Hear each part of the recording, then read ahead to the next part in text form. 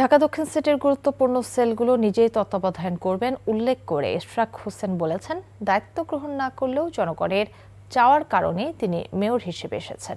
একই সঙ্গে তিনি বলেছেন, তার মেয়র হওয়ার গেজেট বহাল থাকায় দক্ষিণের প্রশাসক অবৈধ। দুপুরে নগর ভবনের সামনে সংবাদ সম্মেলনে তিনি এসব কথা বলেন।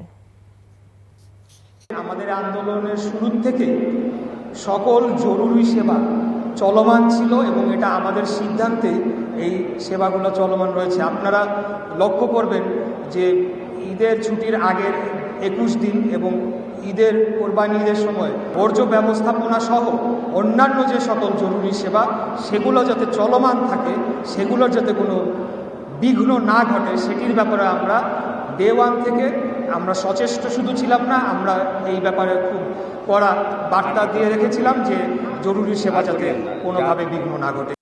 বান্ডেল থাকলে প্রতি সেনমানিতে টাকা বাঁচবে। বিকাশ সেনমানি বান্ডেল কিনে জিতুন প্রতি লেনদেনে।